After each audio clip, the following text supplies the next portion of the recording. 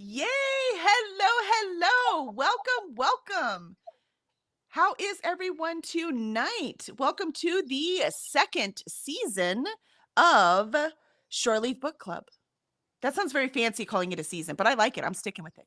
And we are doing our new series, which is The Forgotten Path of the Elors by Jesse Sprague. I am Kelly Lynn Colby, editorial director at Curse Dragon Ship Publishing, and I'm also a freelance editor, a writer, and a reader. Hi, I'm Kevin Petway. I am the co-host of the show.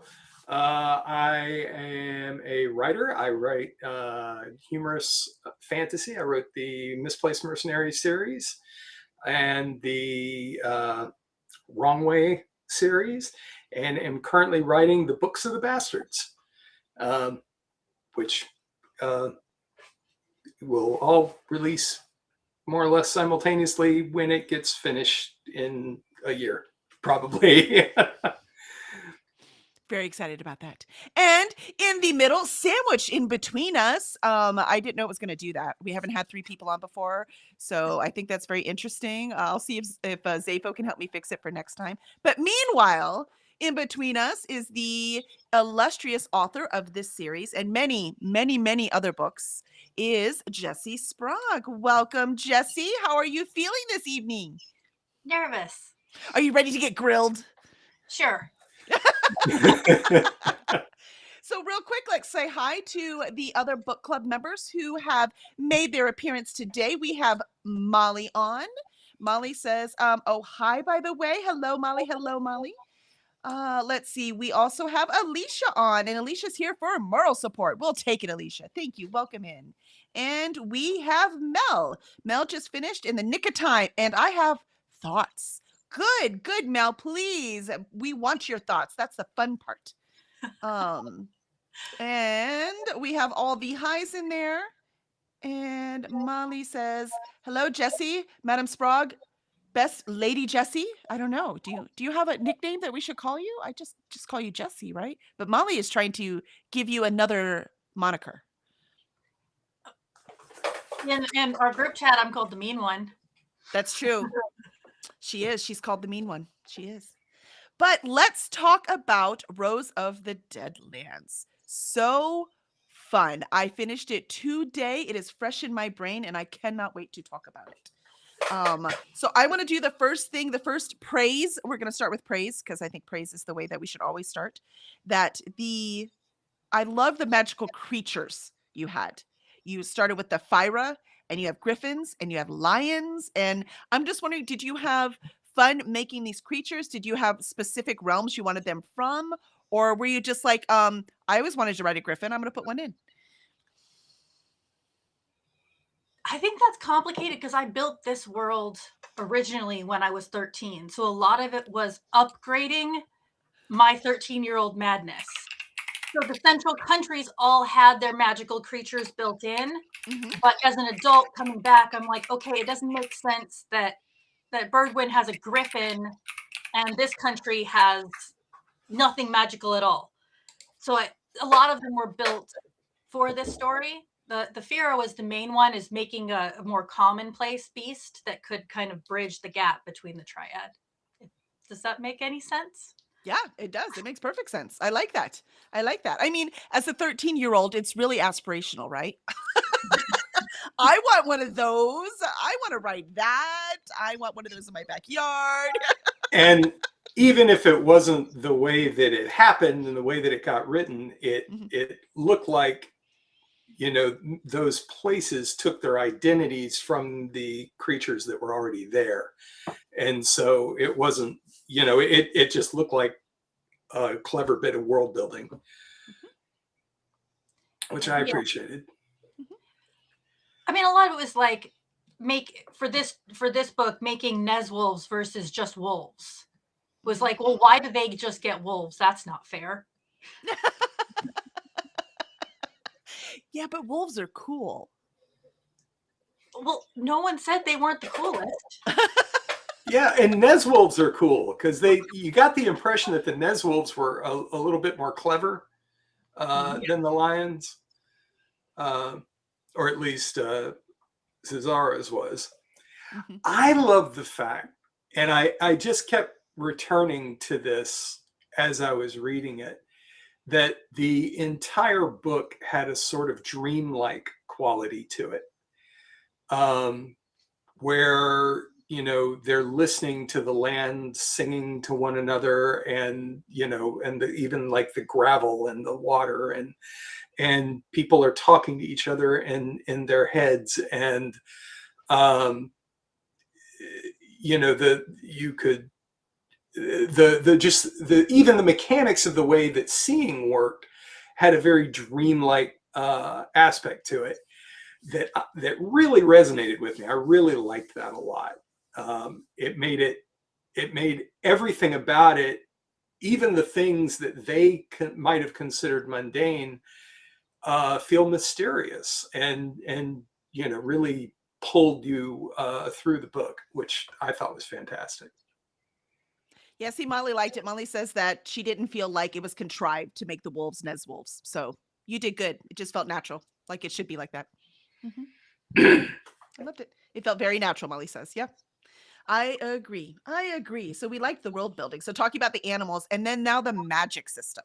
So what did you think of the magic system, Kevin?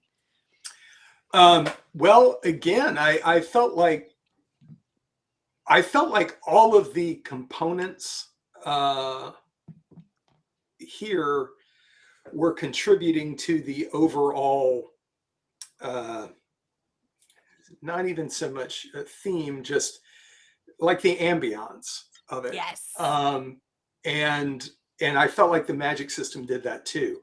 Mhm. It didn't get uh, really explained, Mhm. which I liked.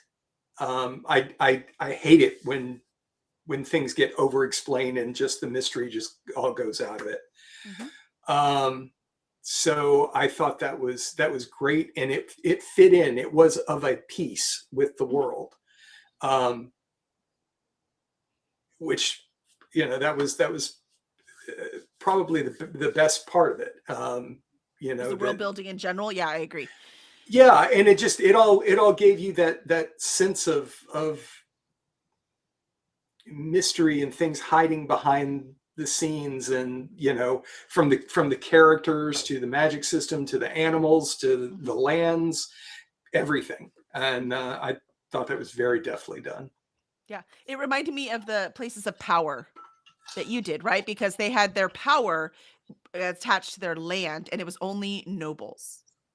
So I am wondering, Jesse, because we talked about it before this started. We didn't see a lot of like commoners. Like Griff was the only one. So that was featured, I will say. So everyone else was like a noble. So they had some sort of power. How in the in this world, what happens with the commoners? Can any of them develop power? Can they use different kinds of magic? Or do they just get to like plow the fields? It wasn't explained much in this book, Mhm. but first off, what you're seeing is how the triad works. These particular three countries that rule Mhm. have all these rules. Mhm. Magic doesn't necessarily work the same place elsewhere. Mm. Anyone can have magic. They don't have the Oh, okay. bond to the land, so or the myth told by the nobility is that when peasants use magic, they can permanently damage the bond to the land, permanently damage the lands. Oh, I So see. It's peasants a aren't power allowed to do grab. magic because they aren't trained properly and they can do it wrong. So they Oh, don't oh, okay. trust the peasants to use the magics. Okay, I things got real, see. real fast. Yeah. But that wasn't the point of this story. Yeah, gotcha. That makes more sense. Um, Mel says, I'm a sucker for seers and visions, so I was eating the magic up, to be honest.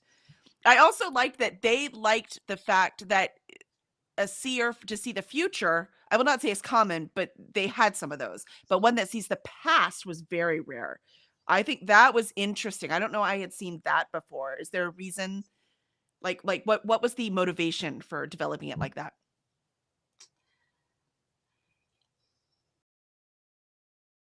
Part of it was I knew, so the world building is something I do very naturally. It's something I really like to do. And so I Mhm. already knew the system for seers, and I Mhm. needed something different about her that she would read as a weakness. And the more I Gotcha. thought about seeing things like, well, seeing the past is more just like seeing people's memories. So you might be able to Mhm. spy on people, but you're not going to find out anything that no one knows. Mhm. So it might be easily dismissed as a worthless gift. Nice.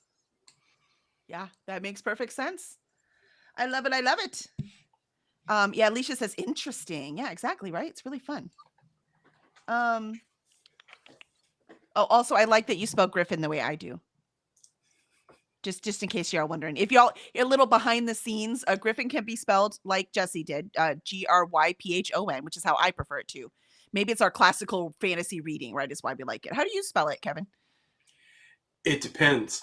Yeah, see, I because will. I'll spell it different ways for different reasons. there you go. Because you can spell it Griffon or IN. All of those are legit ways to spell it. So Yeah, I like that Jesse spelled it my way. I like that. it's like gray and gray. They're technically one is a English spelling and one is an American spelling. And since I'm an American author, I tend to write AY. But I do that. I do that on purpose.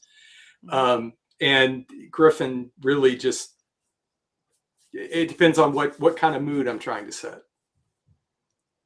Sounds Was fair. that a consideration for you, Jesse? Was it? I mean, did you think? Were you thinking about the moods when you were picking your spellings and things like that, or was it just like, oh, this looks cool and I want to do it this way? I can't at this point remember exactly why I chose that spelling, but I was well aware of the different spellings. And often when I first write, I haven't made a decision. And so I'll have all these red lines through my document because I've spelled Griffin 5 different ways. And then at some point, I have to decide which way I'm going to choose. And by then, usually one feels more authentic, which may be the most wishy-washy answer in the world, but it's the truth. I think I did the same with how I spelled Sayat's name. I think that was spelled about 5 different ways I too. did notice that Commodus, when they referred to him as both Lizardian and Lazardian.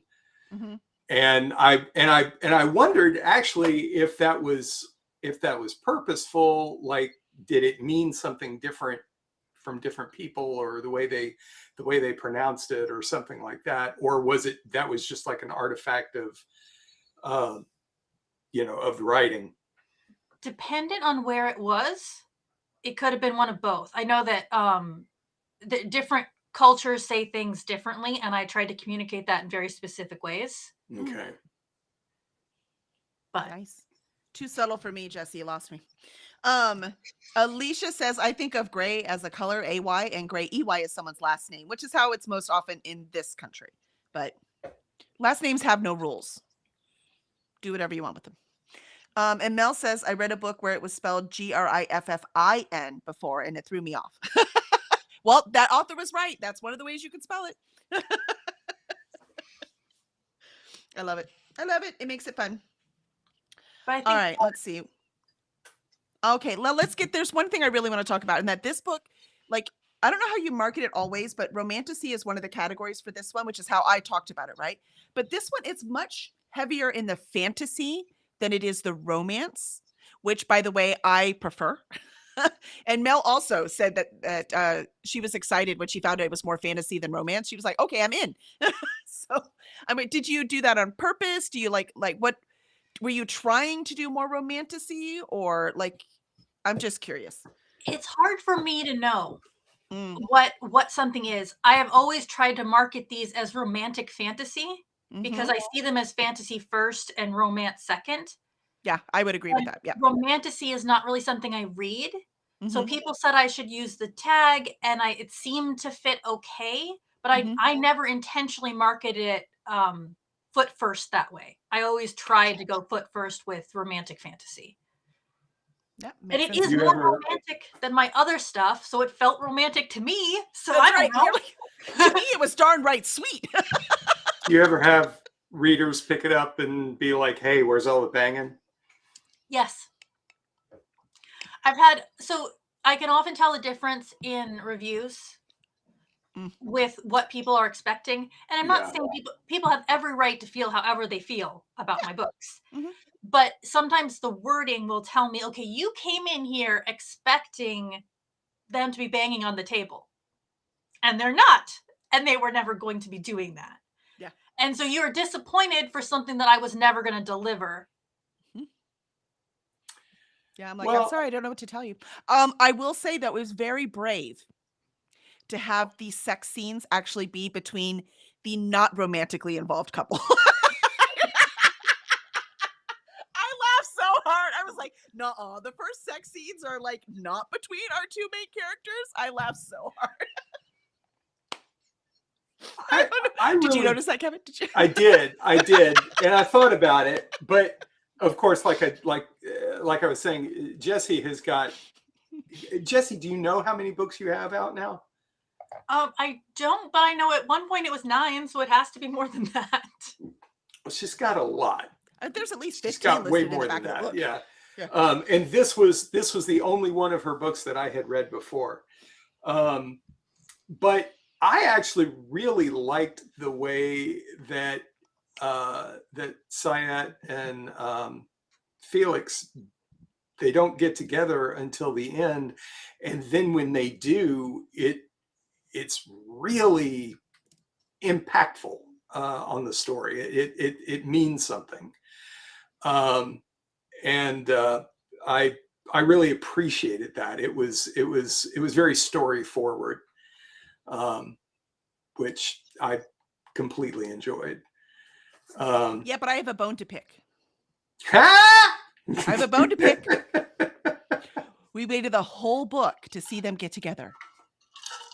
And it's ambiguous. Did they actually have sex or not? Like, I don't know. I could, either way you tell me, I would believe you. I mean, what do you want it to be, Kelly? It's Ziza, right? How do you say her name? Ziza. Ziza thinks they did, right? You know, but I'm like, but did they? So they did totally they, did. Did they? Jesse's not going to answer me. Jesse. I mean, they have a kid. Well, not yet. I'm sure they're going to have sex eventually, but I'm like, did they? They jumped off into the water. Unless that was a huge metaphor that I totally missed.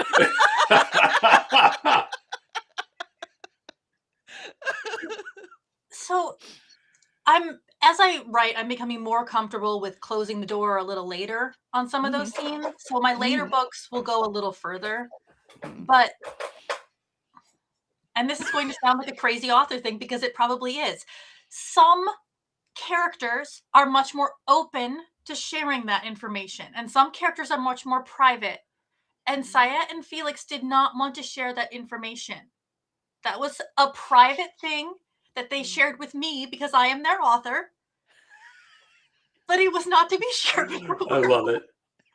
That's awesome. That's the best explanation I've ever heard. Quite frankly, the best one ever. Okay, fine. I don't have any more bones. They're all gone now. I'll give them to the dog. She can chew on them. Mel says, I usually prefer very little romance in my fantasies, and I love this one didn't have that much. See? So there you go. See? Mel says, I didn't think they did. You see? It was ambiguous. So they did, Mel. I was wondering, too. They did. Ziza smelled it on him. She was like, oh. Could have been literally. I mean... She is Wolf, right? I love these characters. All right, so let's talk about favorite characters. So, Kevin, you want to start? Yeah, my favorite character, who honestly was not in the book that much, was Commodus. Oh yeah. Oh, I do love him. I really liked him a lot. I wanted more of him, but that's probably right where you want him, you know, is people wanting more. I did like Zizera. But I think probably my second favorite was Griff. And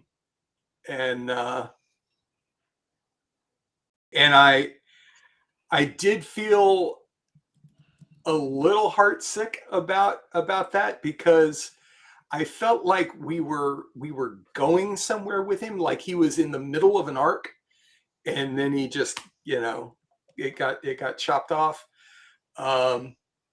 So that was great. You gave me the feels.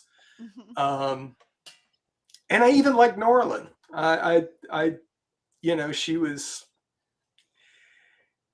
She was kind of rotten through a lot of the book, but she had her reasons. Yeah. And that's my kind of bad guy. I like those complicated baddies. Yep. Yeah, no, I agree. I forgot. I don't know why I forgot about Commodus. I think he was just, he was perfect. Like he knew exactly where he was. He knew what his role was. And yet he just embraced it. There wasn't any resentment. There wasn't any, I know she doesn't love me, but no, he was like, dude, this is my lot in life. She's hot. We're going to have a great old time. Like that's the kind of ruler I would want, you know? So I liked it. I also like Orly a lot. Yes. And the kid, Lorraine, right? Lorian. Thank you. I knew I wasn't doing it right. Lorian. It was really sweet. The scene that you had where she saw when he eats that chocolate, that felt so real. Like that is 100% what a kid would do. So even not only he's used to looking back there, right? So he's used to a treat back there, but also oh, look, it's chocolate. Mom's going to make me wait till after dinner. I'm just going to eat it now. Right. Like that was just so real. Has your little one like snuck around and done stuff on you? And you're like, yeah, I know how this works. Yeah, we've had that. You're like, that was actually in my past. Nope. I love that. Mel says that her favorite character was Griff, which is why he died. Sorry. Sorry, not sorry, but and authors always kill my favorite characters. I'm sorry. It's kind of what authors do, right? Kevin does it too. It's we make you love this person and then we kill them. But we made you feel haha, right? Maybe. Well, sometimes we make you hate somebody and then we kill them. And it's very righteous and we enjoy that as well. Because we also enjoy that. Yeah. So Jess, remember you said earlier that when you said that one of your nicknames is the mean one, will you tell us why? Because I kill people like Griff. My friends don't like how many of my characters, the good ones that I kill. Like I'll build a good character that people like. At one point, and I'm going to have to rewrite this if this book ever comes out. It's just sitting in my hard drive right now. But I'd written a story where the first book of the story was from this one character's point of view, and everyone loved her. But then I wrote the second book, and it was 50 years later. They aged slowly. And she had to get beheaded in front of her husband. And my friends didn't like it. They were like, you can't do that. And apparently I can't do that. You're like, but I just did. Don't tell me what I can't do.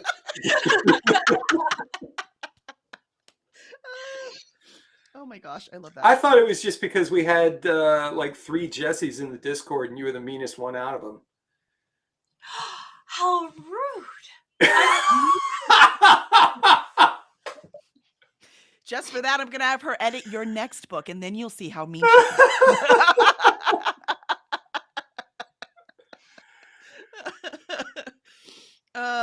I'm telling you, it's fun. Mel says, okay, now I need that book, please. I like to be emotionally tortured in my fantasies. Thanks. See, you knew exactly what you were doing.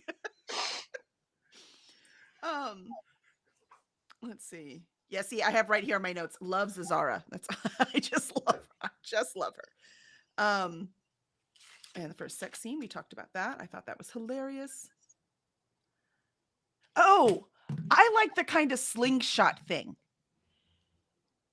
This is something I had not seen before. I mean, we do this for a living, right? It's very rare to see something we haven't seen. The combination's unique, but usually the elements are not, right? And so this, where you had her, if she would go into, when she was in the loop, when Sayet, sorry, I shouldn't, there's more than one she, when Sayet was in the loop and with Nora, who was torturing her, there's no other reason for that. And so when she was in that loop, and she would like, if she pulled too far in, then she was stuck in the loop. But if she pulled too far out, she went into the void. So like that is it's a very interesting dynamic there. Is that what makes the seers go mad? Like what makes them go mad? That is typically it. Is that it's become so easy to go one way or the other. Mm-hmm. So they just And can't find their center. yeah, it's the idea was it's like in some ways as you use this ability you get stronger, but in some ways you also the more paths you have back there, the weaker they are, the easier it is to fall. And seers just don't last long. Mm-hmm. And that was something I already knew before I wrote this story. Mm-hmm. So it was something I had to make sure I worked within the magic systems of the world, that seers were fragile little, Just doing the best they can, trying to make it work. I But I would have to say, sorry, go ahead. Okay. I was kind of thinking that it had something to do with the fact that, and this is, me telling everybody what your book is. But I felt like it also had something to do with that, the seers, more than anybody else, were at the mercy of the gods. The gods basically threw thoughts into their heads to serve themselves, not to serve the seer. And the gods are not, they are repeatedly shown to be kind of uncaring about their playthings. And so it seems like, if they're putting things in your head, that's not really where you want somebody's muddy boots. And that seemed like that also had, to me, it felt like that had something else to do with it, as far as why a seer would be so fragile. Which does beg the question, how did Anna stay mostly sane? the Deadlands tracks protected her in part. Okay. And prior to her life in that cottage, Mm-hmm. she had access to all the resources in the world to keep her sane. So she retreated there, and it sort of protected her from imminent disaster, which is why stepping out was immediately awful for her, because now the gods can reach her more directly, and they are not going to be kind to her. Yeah, there was reference that before then they didn't know where she was. So it's almost more literally the gods making them go insane, not just the not being able to come back from the void. I mean, yes. Maybe the gods don't like them spying on them. Well, the gods send them visions, but I think the point is when they seek out visions of their own, they're more in control. And it's like, if you are, that's a bad example. I was going to use driving a car, but that doesn't work because someone has to be driving a car. But if you're driving a car, you're in control of where you drive. And so you're more likely to stay on the road. Whereas if your drunk, crazy cousin who wants to see what's in the lake is driving, you have far less chance of staying on the road. And the gods are the drunk, crazy cousins who, I totally took that right to the conclusion. Just see. There you go. The rest of that story played out in my head. I love it. I love it. I love it. All right. So we do want to give away a book. I still have to send you Porcelain. So I'm going to send you Porcelain to give away. If you don't know, Jesse, hold on, let me grab it. I should have grabbed it and I forgot. I got your two books and I forgot Porcelain. Hold on. Do you have a favorite character, Jesse, from this book? Ziza. Ziza's my favorite. But So you we can't wanna tell make the rest sure- of them. I'm sorry? I was saying you can't tell the rest of them. Disease is my favorite. Why not? So is Unless you Ziza? count Arlie, because be honest, Arlie's my favorite in the whole series altogether, forever. Oh, okay. Is Ziza more forthcoming in the bedroom? Yes. Yeah. Is she okay? Cool. I mean, she'd have to be, right, to fit that personality. You would think. Her problem was the opposite problem. She was like, I don't know why they can't see all of this. They don't need Why to. do I have to wear clothes? Oh, I just want you to know, I noticed, so nicely done, where you had her not wearing shoes, and then she had to wear shoes, and then when she went back to her home, and she got off of the Griffin, right? She was on a Griffin at that time. Got off of the Griffin, and her shoes hit the cobblestones or whatever they hit, and she said, and it made a sound which was completely unusual, and I was like, nice callback, good job, reminding us that she never wore shoes. So nicely done. I totally noticed. But we are going to give away a copy of Porcelain. I will ship them to her, so give her some time to get them. I will keep you informed for whoever the winner is so that she can get them and sign them to you. And then if she wants to add anything else into it, that's totally up to her. But we are giving these away, and I will send them to you. This is a very different book than this one, just so you know. Very This is different. psychological thriller, very different book. But the talented writing and character development still in here. So that part never leaves the author. So I do want to choose that winner, and I have people. I put everyone who came today and two that I know read it but could not make it tonight because they're in Scotland, South Africa. So I have them all on the list. So Jesse, would you pick a number between 1 and 5? You don't know who's on here, so you can't do anything wrong. 3. 3, and that is Alicia. Yay, Alicia. So we will make sure Alicia gets that. So I will send it up to you, and we will get that out to her. I will send you all the information that you will need. I already have Alicia's information, but I will send that out to you so that you can sign it and get that done. But what I do want to talk about is, first of all, are there any last thoughts about Rose of the Deadlands? For me? From either me or Kevin or the audience, and of course you can as well. I feel like I've only done my job if all my thoughts are already. I had one more thing. My final thought is that I can tell, because most of your books that I have, including like Porcelain, right, they're more horror. Like even like your space stories, they have more horror in them. They help, right? In this book, you could really, really tell when you got excited about a scene, because you could see that like horror thing, like the fight with the lich. I can't say it. Is it lich? Kevin, help me. Lich. Thank you, lich. So every time you see the lich, and all the way you described and the smells, all that, I was like, oh yeah, you could tell she's a horror writer. Like she gets that in good. So I'm wondering, is there going to be even more of that as the series continues? I don't know if there's more, but it definitely continues. I don't think I can write anything without that underlying. I like the darkness. I like, even when it's not cosmic horror or like undead plagues, I like that feeling. I like that fear. I like the undercurrent of dark, and I don't think I ever write without it. Yeah, no, it's good.